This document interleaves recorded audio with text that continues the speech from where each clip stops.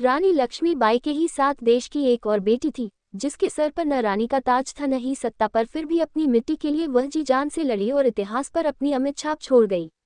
वह वीरांगना जिसने 1857 की क्रांति में भाग लिया और अपनी रानी की रक्षा के लिए अपने प्राणों की भी परवाह नहीं की। झलकारी बाई का जन्म 22 नवंबर 1830 को उत्तर प्रदेश के झांसी के भोजला गांव में हुआ था। झलकारी बाई के पिता का नाम सदोवर सिंह और माता का नाम जमुना देवी था। उनके पिता ने उन्हें एक पुत्र की तरह पाला और उन्हें घुड़सवारी, तीर चलाना, तलवारबाजी करने जैसे सभी युद्ध कौशल सिखाए। झलकारी ने कोई शिक्षा नहीं ली थी, फिर भी वे किसी भी कुशल और अनुभवी योद्धा से कम नहीं थी। मेघवंशी समाज में जन्मी झलकारी घर के काम के अलावा पशुओं की देखरेख और जंगल से लकड़ी इकट्ठा करने का काम भी करती थी। कहा जाता है कि एक बार जंगल में झलकारी की मुठभेड़ एक बाघ से हो गई थी और उन्होंने अपनी कुल्हाड़ी से उसे मार गिराया। एक अन्य अवसर पर जब डकैतों के एक गिरोह ने गांव के एक व्यवसायी पर हमला किया, तब झलकारी ने अपनी बहादुरी से उन्हें पीछे हटने को मजबूर कर दिया था और गिरोह भाग गया। झांसी की सेना में अपनी बहादुरी के लिए प्रसिद्ध वीर सैनिक पूरन से झलकारी का विवाह हुआ था। विवाह के बाद झलकारी झांसी आ गई। गौरी पूजा के अवसर पर गांव की महिलाएं महारानी को सम्मान देती थी। झलकारी भी गौरी पूजा के अवसर पर गांव की महिलाओं के साथ महारानी को सम्मान देने झांसी के किले में गईं। जब रानी लक्ष्मीबाई से वह मिली तो रानी लक्ष्मीबाई दंग रह गई। झलकारी बिल्कुल रानी लक्ष्मीबाई की तरह ही दिखती थी।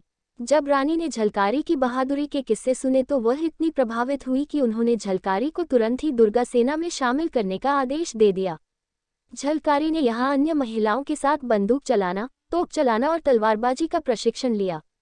पहले से ही वह इन कलाओं को जानती थी। झलकारी अब इन कलाओं में इतनी पारंगत हो गई कि जल्द ही उन्हें दुर्गा सेना का सेनापति बना दिया गया। झलकारी ने व्यक्तिगत तौर पर बहुत बार रानी लक्ष्मीबाई का साथ दिया। कई बार उन्होंने रानी की अनुपस्थिति में रानी लक्ष्मीबाई बनके अंग्रेजों को चकमा दिया। 1857 के विद्रोह के समय जनरल ह्यूरोज ने अपनी विशाल सेना के साथ 23 मार्च 1858 को झांसी पर आक्रमण किया। रानी ने वीरतापूर्वक अपने सैन्य दल से उस विशाल सेना का सामना किया। रानी लक्ष्मीबाई कालपी में पेशवा द्वारा सहायता की प्रतीक्षा कर रही थी, लेकिन उन्हें कोई सहायता नहीं मिल सकी क्योंकि तात्या टोपे जनरल ह्यूरोज से पराजित हो चुके थे। जल्द ही अंग्रेजी फौज झांसी में घुस गई और रानी अपने लोगों को बचाने के लिए जी जान से लड़ने लगी। ऐसे में झलकारी बाई ने रानी लक्ष्मीबाई के प्राण बचाने के लिए खुद को रानी बताते हुए लड़ने का निर्णय लिया। उन्होंने पूरी अंग्रेजी सेना को रानी लक्ष्मीबाई बनके भ्रम में रखा ताकि रानी लक्ष्मीबाई सुरक्षित बाहर निकलकर अपनी ताकत बढ़ा सके। एक बुंदेलखंडी कथा के अनुसार रानी लक्ष्मीबाई का वेश धर झलकारी बाई किले के बाहर निकल ब्रिटिश जनरल ह्यूरोज के शिविर में उससे मिलने पहुंची। ब्रिटिश शिविर में पहुंचने पर उसने चिल्लाकर कहा कि वो जनरल रोज से मिलना चाहती है। रोज और उसके सैनिक बहुत ही प्रसन्न हुए कि न सिर्फ उन्होंने झांसी पर कब्जा कर लिया है, बल्कि जीवित रानी जिसे पकना भी टेढ़ी खीर है वो भी उनके कब्जे में है। यह झलकारी की रणनीति थी कि वे अंग्रेजों को उलझाए रखें और रानी लक्ष्मीबाई को ताकत जुटाने के लिए और समय मिल जाए। जनरल ह्यूरोज, जो उन्हें रानी ही समझ रहा था, ने झलकारी बाई से पूछा कि उसके साथ क्या किया जाना चाहिए, तो उसने दृढ़ता के साथ कहा, तुम चाहे तो मुझे फांसी दे दो। झलकारी के इसी साहस और नेतृत्व क्षमता से प्रभावित होकर जनरल ह्यूरोज ने कहा था, यदि भारत की 1% महिलाएं भी उसके जैसी हो जाएं, तो ब्रिटिश सरकार को जल्द ही भारत छोड़ना होगा। कुछ इतिहासकार मानते हैं कि झलकारी बाई को युद्ध के दौरान 4 अप्रैल 1858 को वीरगति प्राप्त हुई।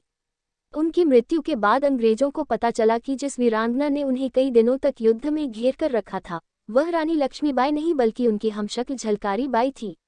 देश के लिए अपने प्राणों की भेंट चढ़ा देने वाली भारत की इस बेटी को इतिहास में बहुत अधिक स्थान नहीं मिला। उनके सम्मान में भारत सरकार ने उनके नाम का पोस्ट और टेलीग्राम स्टैंप जारी किया। भारतीय पुरातात्विक सर्वे ने अपने पंचमहल के म्यूजियम में झांसी के किले में झलकारी बाई का भी उल्लेख किया है।